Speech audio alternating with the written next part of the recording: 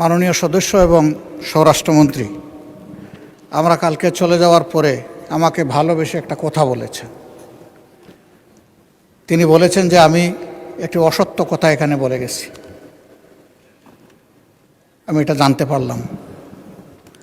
তো আসলে আল্লাহ তাআলা তাকে অপূর্ব দক্ষতা দিয়েছেন।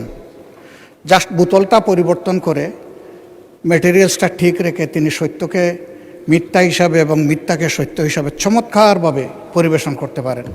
এই জন্য শুধু তাকে ধন্যবাদ জানানোর জন্য আমি এখানে দাঁড়িয়েছি। মাননীয় স্পিকার, ধন্যবাদ, অসংখ্য ধন্যবাদ।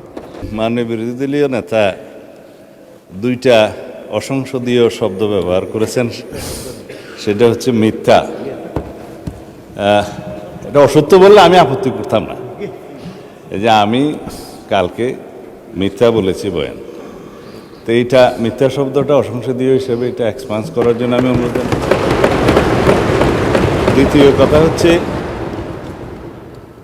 ওনার কালকের বক্তব্যের প্রেক্ষিতে আমি বলেছিলাম মাননীয় বিরোধী দলীয় নেতা এখানে একটা অসত্য বক্তব্য উত্থাপন করেছেন।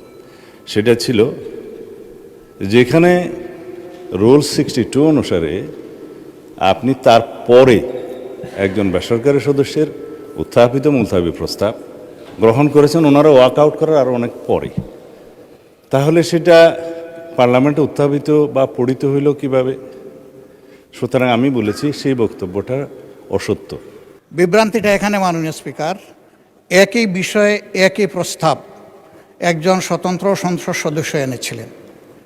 সেই প্রস্তাবটি ভিন্ন নামে গতকাল এসেছে, শুধু নাম বদল হয়েছে, প্রস্তাব ঠিক আছে।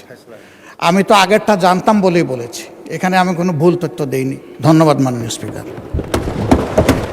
খবরের কাগজ, নিখাদ, নির্ভীক, নিরপেক্ষ।